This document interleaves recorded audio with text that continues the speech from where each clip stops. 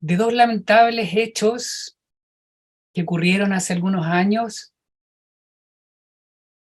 se transformaron en algo que ha sido beneficioso no solamente para los pacientes de nuestra ciudad, no solamente para los pacientes de nuestra región, no solamente para los pacientes del país, sino que probablemente en algún futuro cercano para pacientes de todo el mundo. Hace algunos años nosotros recibimos a una paciente quemada que tenía afectada aproximadamente el 30%. Esta paciente era una paciente joven que se quemó producto de la explosión de un balón de gas. La recibimos en el hospital de Iquique y esa paciente por ley debía ser trasladada a la posta central, que es nuestro Centro Nacional de Derivación del Gran Quemado. Por ley, ese traslado siempre se hace antes de las 72 horas, pero lo que nos pasa siempre es que esa paciente no se trasladó antes de las 72 horas. El manejo del gran quemado se basa en dos pilares fundamentales. Uno es en sacar esa piel quemada y cambiarla por la piel del propio paciente, pero cuando la superficie corporal quemada es muy grande, la propia piel del paciente no alcanza y muchas veces tampoco las condiciones del paciente lo permiten.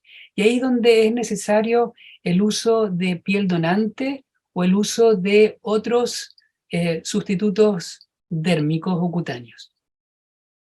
Nosotros habíamos tenido la experiencia de manejar la gotita delantal. En Iquique se ganó por el hecho de que aquel entonces teníamos una unidad de cirugía plástica en el hospital de Iquique, 100 cupos para este programa piloto que se hizo en Chile hace algunos años atrás. Entonces, en algún momento vimos que teníamos esta paciente o estos pacientes y teníamos un montón de piel que habíamos ocupado y que nos sobraba y que de las cirugías y que las botábamos a la basura. En algún momento nos hizo el clic, oye, pero esta piel que nosotros botamos, ¿por qué no la ocupamos? Si finalmente necesitamos esta piel y la estamos tirando a la basura. El otro gran pilar del manejo del gran quemado es el manejo intensivo, y eso lo teníamos. Entonces, tocamos la puerta, en primer lugar, a la Coordinación Nacional de Procuramiento y Trasplante, y le dijimos, oye, nosotros, Chile no tiene piel, nosotros no tenemos piel, nosotros tenemos muchos pacientes quemados, y esta piel que sobra de las cirugías de contorno corporal, principalmente abdominoplastías y después pacientes con reducción de mama, ¿las podemos ocupar en los pacientes quemados? La primera respuesta fue, no, eso no se puede. No, es imposible, no se puede. Como se toparon con gente insistente y perseverante, insistimos, hasta que finalmente los convencimos que sí se podía. Como antecedente, en Chile hay una donación o un paciente que dona la piel al año en promedio, lo que en superficie equivale entre 3.000 a 5.000 centímetros cuadrados. Para que ustedes se hagan una idea, la posta central, que es el centro de referencia nacional, necesita a la semana entre 7.000 a 14.000 centímetros cuadrados para darle cobertura a todas las necesidades del país. Y en Chile, hasta el año pasado, en promedio, teníamos 4.000 a 5.000 centímetros cuadrados. Por lo tanto, la necesidad era infinita y los recursos provistos por esta forma de obtener piel que es a través del cadáver eran absolutamente insuficientes. ¿Y por qué la gente no dona? No dona. Primero, porque la tasa de donación en Chile es muy baja. Nosotros tenemos una tasa de donación que en nuestros mejores años era 10 donantes por millón de población. En países que tienen programas de donaciones y sociedades que tienen una cultura de donación, la tasa de donación, por ejemplo, en España es sobre los 40 donantes por millón de población, entonces estamos súper lejos. Y además se exacerba por dos grandes mitos en cuanto a la piel. El primero, que siempre está el concepto de que la piel, el paciente que dona piel va a quedar desfigurado. Y el segundo mito es que habitualmente siempre se dice que el pobre le dona al rico. Con todos estos antecedentes, nosotros golpeamos la mesa, golpeamos la puerta y finalmente hicimos este piloto de donación. Al principio, con dudas por cómo iban a funcionar, pero finalmente lo hicimos. ¿Y cómo funcionaba? Nosotros en Iquique sacábamos la piel de nuestra cirugía, la desengrasábamos, por lo tanto obteníamos todas las capas de la piel y, siguiendo un estricto protocolo, la mandábamos a Santiago para ser procesada antes de 48 horas en el Banco Nacional de Tejidos, y después de eso era irradiada para obtener la esterilidad en la Comisión Chilena de Energía Nuclear. Y ahí viene el segundo suceso catastrófico, que fue el incendio del Banco Nacional de Tejidos que se encontraba en el Hospital San Borja de Arán. Cuando pasa eso, se nos queman pieles de pacientes que habían donado y nos quedamos sin el programa. Ahora, nosotros cuando iniciamos el programa lo iniciamos pensando en los pacientes quemados, pero en el correr del tiempo nos dimos cuenta de que no solamente era útil en pacientes quemados, sino que en múltiples otras patologías.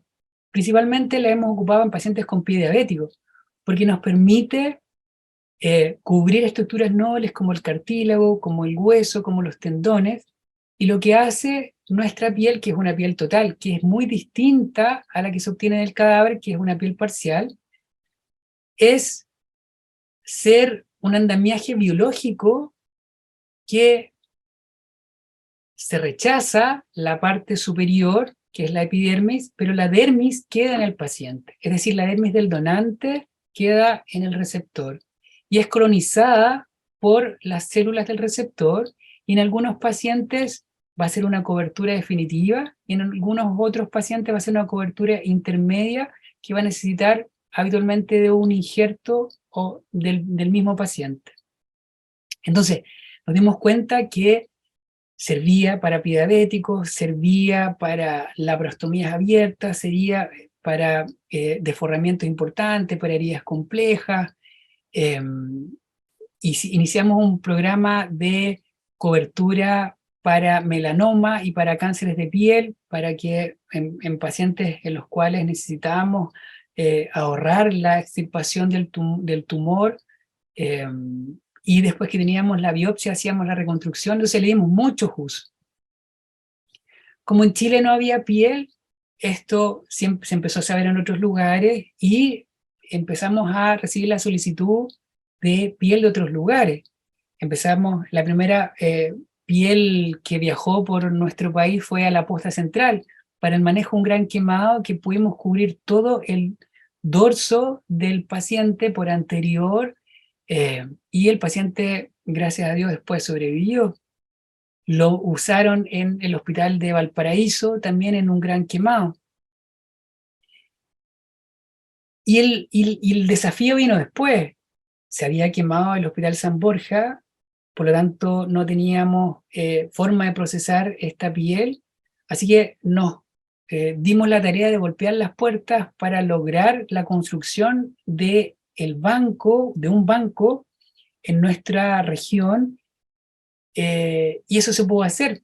Y actualmente tenemos un banco de piel que en este momento ha abastecido a todo el país, y toda la piel que se produce en nuestra región. Y ahora procesamos la piel en Iquique probablemente tal. Ahora, como las necesidades son muchas, también empezamos a ver que podíamos incluir a otras ciudades. Y el primer piloto que hicimos, trabajamos aproximadamente por un año con la clínica alemana, y la clínica alemana al día de hoy nos manda piel también de su cirugía. Y ahora viaja al revés. Ahora de Santiago la piel, si viene a Iquique, aquí se procesa y después nosotros la enviamos a la Comisión Chilena de Energía Nuclear para después quedar lista para la utilidad clínica. Ahora, uno de los grandes beneficios de la piel es la parte clínica, y es obviamente lo primordial y lo más importante, pero nos hemos dado cuenta que este proyecto tiene un montón de otros beneficios secundarios.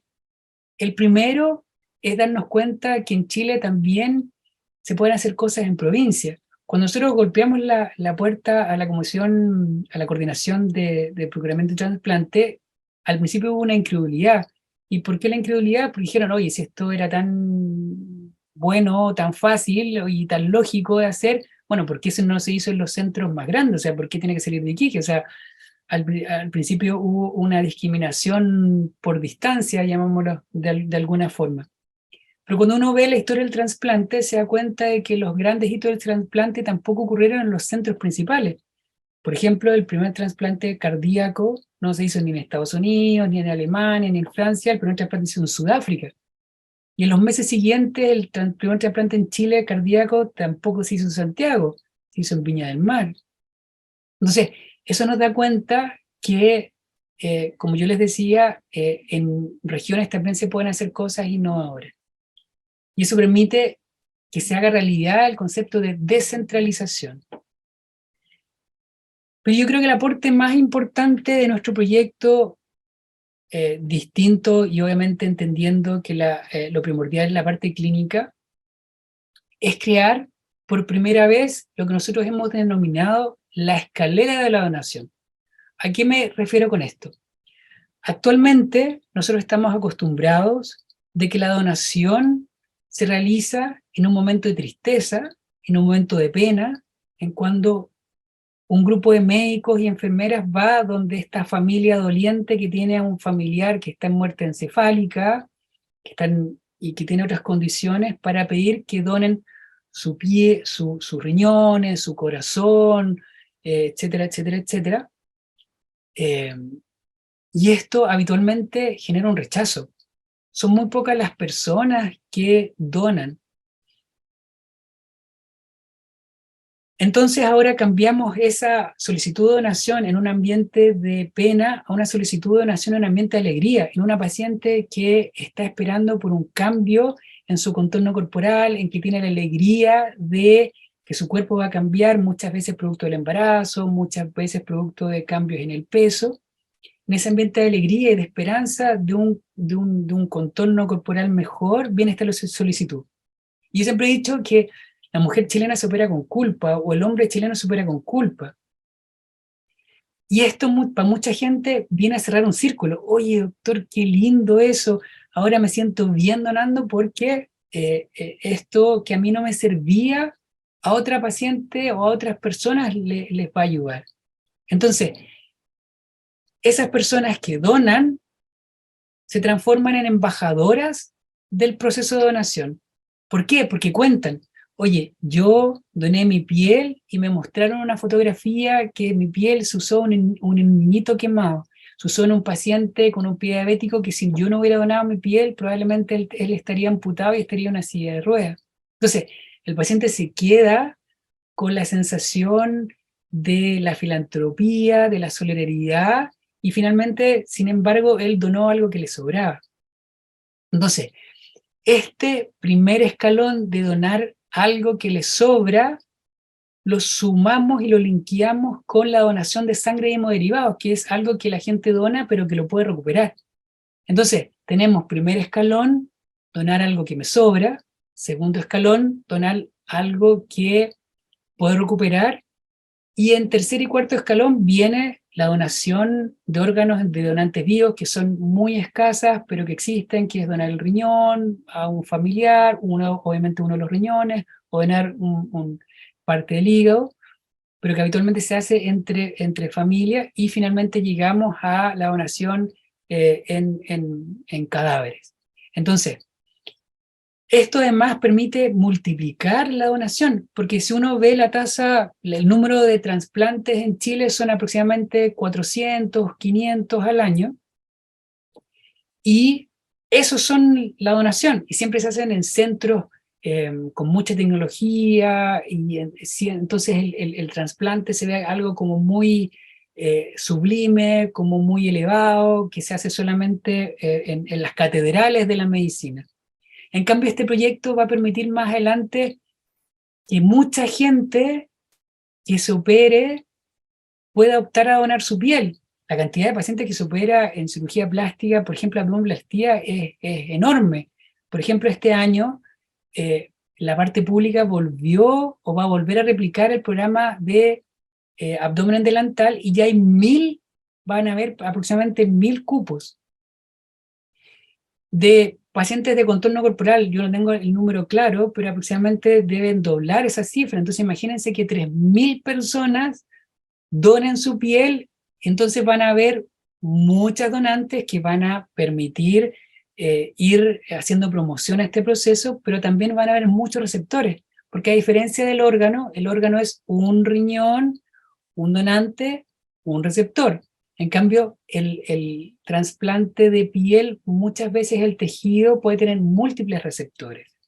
Entonces, vamos a pasar, yo siempre digo, de este trasplante actual, que es algo, como yo digo, de la poesía de Neruda, que es una poesía de las efemérides, a algo del cotidiano, como la poesía de Nicanor Parra, que es una poesía del día a día, una poesía del cotidiano, y quizás el día de mañana en el consultorio van a tener estos trocitos de piel que van a poder usar en algunas heridas complejas. Entonces, yo creo que el aporte más importante de este proyecto, que viene de provincia, que es innovador, que es algo nuevo, es crear esta escalera de donación, darle a Chile un concepto de solidaridad, de que somos uno, de que nos necesitamos el uno al otro y alguien vivo va a poder donar la piel. Clínicamente esto ha tenido múltiples beneficiarios. Hemos, como yo les contaba anteriormente, manejado muchos pacientes con muy buenos resultados. Antiguamente nadie sabía usar la piel porque no había piel. Entonces, ni los grandes próceres de la cirugía plástica, en este caso, tenían tanta experiencia con piel. Pero nuestra meta este año es primero lograr que otros centros puedan donar piel para poder poner a disposición mucho más tejido al resto del país. Y en segundo lugar, que la gente se capacite para poder usar esta piel, que no solamente para los quemados, sino que son para múltiples heridas complejas y va a permitir dar una solución fácil a problemas muy complejos. Hay dos cosas que son fundamentales y que vienen a enriquecer este proyecto. Uno es derribar mitos. Habíamos dicho que hay en la donación de piel hay dos grandes mitos. El primero es que el cuerpo queda desfigurado después de la donación. Claro, como esto se hacía en cadáveres, cuando el médico iba donde la familia, el grupo minoritario, que es el que aceptaba la donación, siempre decía, por favor, sáquenle todo lo de adentro, pero afuera déjenmelo igual como está, no le saquen el resto. Y ese mito de la desfiguración, con el proyecto de la donación en donante vivo, se borra porque obviamente el paciente no queda desfigurado. Yo siempre digo que queda refigurado. Obviamente queda con un contorno mucho más lindo. Entonces derribamos el primer mito.